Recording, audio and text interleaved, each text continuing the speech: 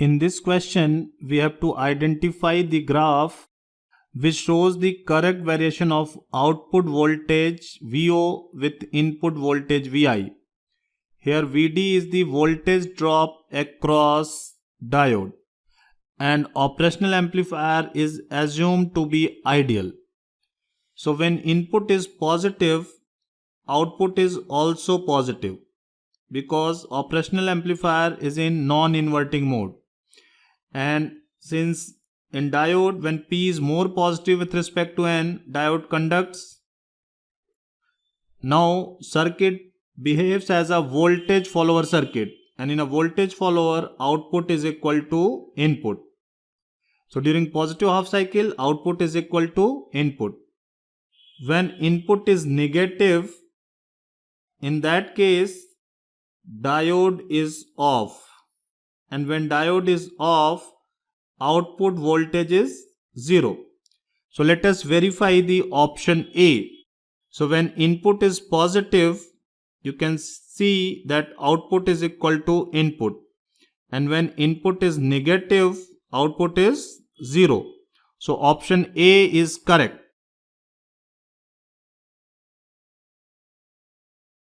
In this question, we have to simplify the given Boolean expression. So let us write output Y is A B bar. Then we can write A bar and A, or A bar and B bar, or B A or B and B bar, where A bar A will be 0, B and B bar will be 0. So Y is AB bar and A bar B bar and AB. Then we can write A bar or B bar and A bar B bar or AB. Let us further expand this. So this will give you A bar and A bar B bar, or A bar and AB, or B bar, A bar and B bar, and last term is B bar and AB. Again this will give you A bar and B bar. This is 0, this term is 0, or A bar B bar, and this will be simply A bar and B bar, and that can be written as A or B whole bar. So option C is correct. In this question, it is given that in a PN junction, the dopant concentration of P side is higher than on the N side. Then we have to identify the correct statement when the junction is unbiased. So it is given that doping concentration on P type is greater than doping concentration on N type. Now let us verify the option A. So it is given that width of the depletion layer is larger than N side. Because of higher concentration on P side, width of the depletion layer will be less and width of the depletion layer in N side will be greater. So option A is correct. Now option B is at thermal equilibrium the Fermi energy is higher on the P side. We know that at thermal equilibrium Fermi energy is aligned. So option B is incorrect. Now option C is in the depletion region, number of negative charges per unit area on P side is equal to number of positive charges per unit area on N side. This statement is correct. Now option D is the value of the built-in potential barrier depends on the dopant concentration. So we know that V0 is given by Vt ln Na Nd by Ni square. where Na and Nd are donor and acceptor ion concentration and Ni is intrinsic carrier concentration. So option D is correct. So option A, C, D are correct. In this question, we have to find the value of base current IB for the given NPN transistor in milliampere, where beta is the current gain and operational amplifier assumed to be ideal. So from the given circuit, this is the voltage at non-inverting terminal and this is voltage at inverting terminal. And we know that in operational amplifier, V2 is approximately equal to V1. So V2 is 5 volt. And this is emitter. So V2 is same as VE. Now we have to find emitter current IE. So emitter current IE is given by VE by RE, where VE is 5 volt and RE is 1 kilo ohm. So I is 5 milliampere. And this IE is equal to beta IB. So IB is 5 milliampere divided by 50. And this will be 0.1 milliampere. So numerical value is 0.1. In this problem, X-ray of wavelength 0.141 nanometer are diffracted by a sodium chloride crystal whose lattice constant is also given, that is 0.563 nanometer. And we have to calculate the angle at which the first order maxima occurs. Now, in order to solve this question, we can use the Bragg's law, which we write like a 2d sine theta equal to n lambda. And for the first order diffraction, we can take n equal to 1. And the Bragg's law turns out to be 2d sine theta equal to lambda, where lambda is the wavelength of the X-ray and d is the interplanar spacing. And for the cubic crystals like sodium chloride, we can write d equal to a upon square root of h square plus k square plus l square, where a is the lattice constant, where h, k, l are the Miller indices of the plane. Now here our task is to find out the HKL value for the sodium chloride. So for this one, we can look at the X-ray diffraction graph of the sodium chloride. This graph is obtained for n equal to 1. The first peak in the sodium chloride appear for the plane 111. The second peak appear for the plane 200. The third peak is for 220. Fourth peak for 311. Similarly, we can also show the higher order peaks. The simple way to remember is that all the planes in which HKL are even, or all the plane in which HKL are odd, will be present. So I can simply say all the unmixed HKLs are present, whereas in those indices where the HKL are mixture of odd and even are going to be absent. So I can say mixed HKLs are absent. So here the first order peak is appearing for the plane 111. So we can use this HKL value to calculate the D value. So the D value comes out to be then A by root 3. And this D value we can use in the Bragg's law equation to find out the theta value. The theta here will comes out to be then sine inverse of lambda divided by 2d, and I can substitute the value of the d here, that is a by root 3. So the argument becomes root 3 lambda upon 2a. So we can substitute these values. So the lambda in the equation is already given. This is equal to 0.141 nanometer, whereas the lattice constant is also mentioned, that is 0.563 nanometer. So the argument of the sign becomes 0.217, which give us the Bragg angle of 12.53 degree. So the correct answer of this question is 12.53.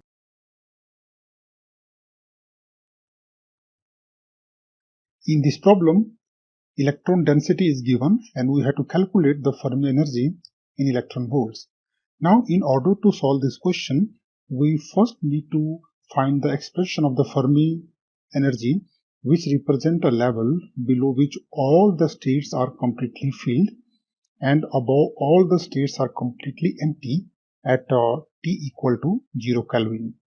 Now, to obtain the Fermi energy, we can find the number of states in any energy range, let us say E and E plus dE.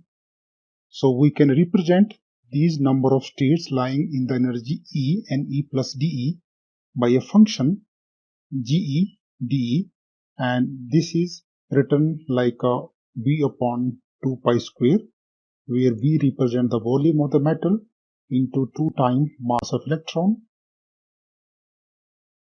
the whole power 3 by 2 and e power half into dE.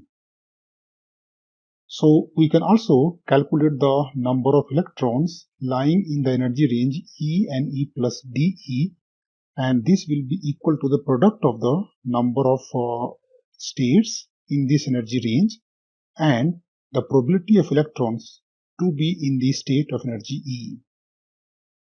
Here we want to calculate the total number of electrons, so we can find it by integrating this function from 0 to infinite. So actually we can break this integral in two parts, from 0 to EF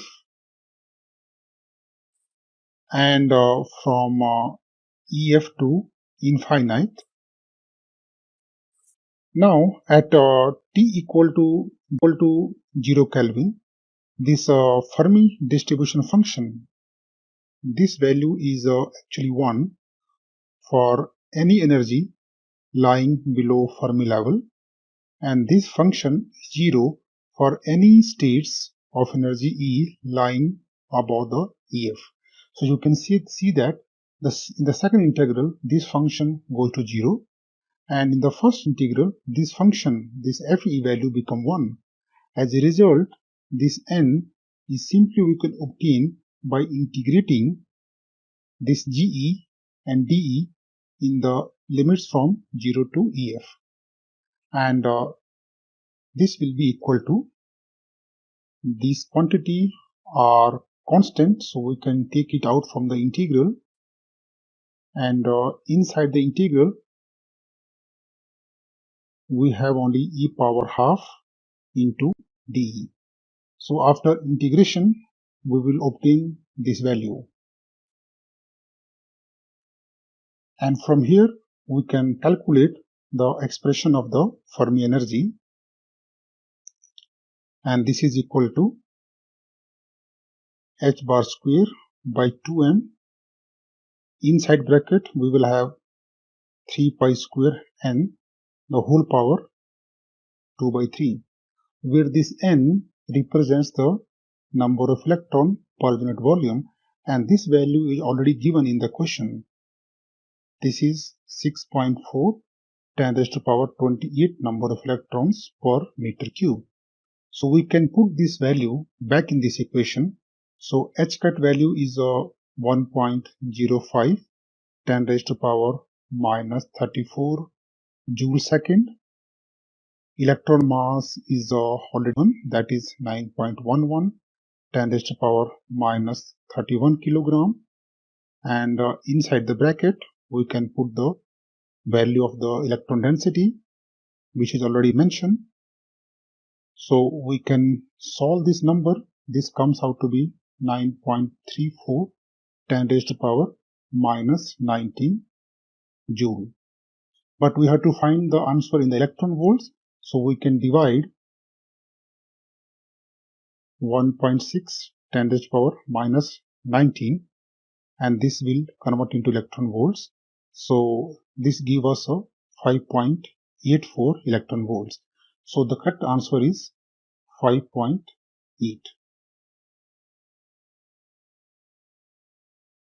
In this question, we have to find collector voltage with respect to ground. And it is given that emitter diode voltage is 0.7 volt and beta DC of the transistor is very large. So let us first draw DC equivalent circuit. So transistor is NPN. This is an NPN transistor. This is emitter. Emitter is connected with RE and that is connected with minus 3 volt. So this terminal is grounded. Minus 3 volt. So this is minus plus. This is 1 kilo ohm. And base is connected with 3 kilo ohm. So this is base and that is connected with 3 kilo ohm. And this terminal is grounded. This is the ground. This current is IB. Now collector is connected with 3 kilo ohm resistance and this is plus 10 volt.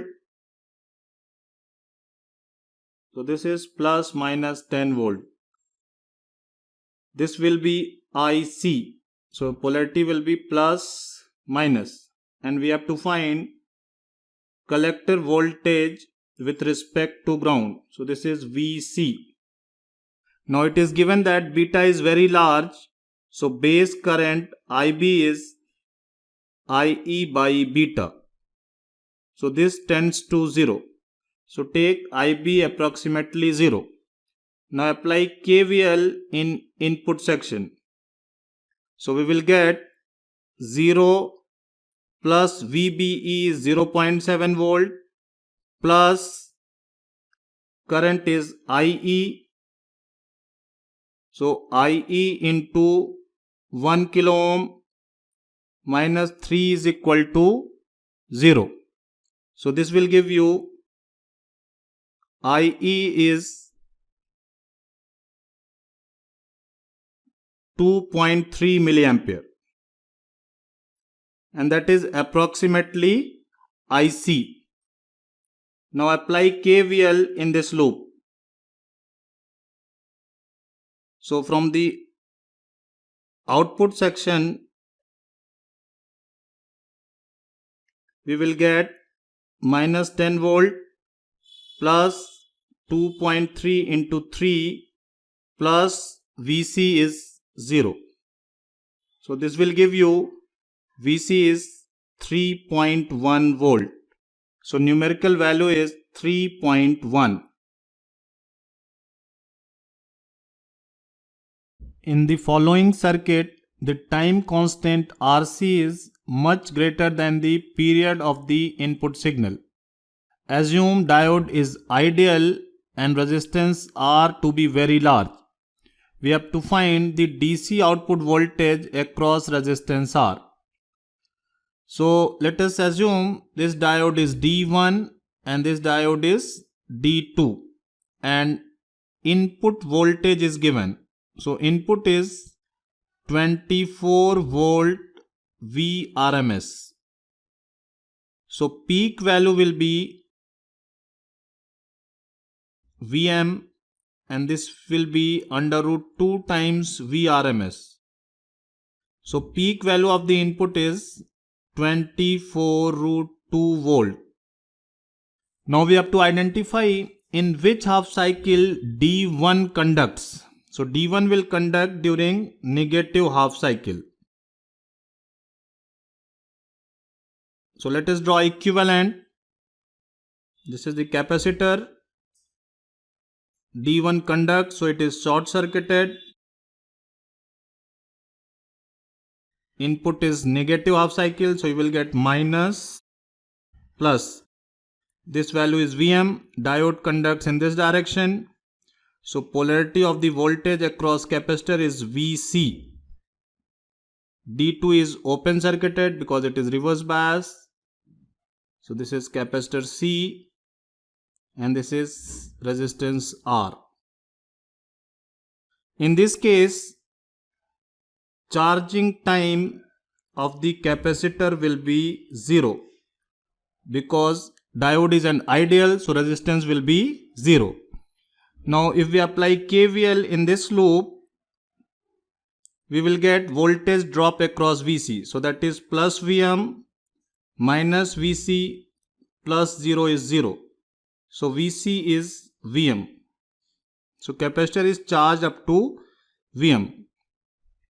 Now draw equivalent during positive half cycle.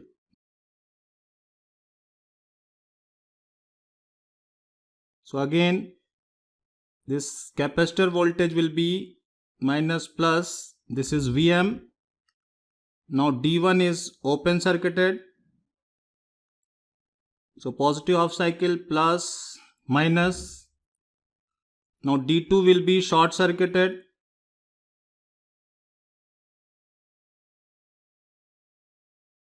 And resistance R is parallel to C. Now this time capacitor voltage will try to discharge through R. So discharging time is RC, and RC is very large as compared to the half period of the input. So during this time interval, capacitor will hold the voltage. So we can easily find output voltage. If we apply KVL in this loop, we will get minus Vm plus Vo is 0. So Vo is 2 Vm. So output voltage is 2 Vm, that is 2 into 24 root 2 volt, and this will be 68 volt. So numerical value is 68.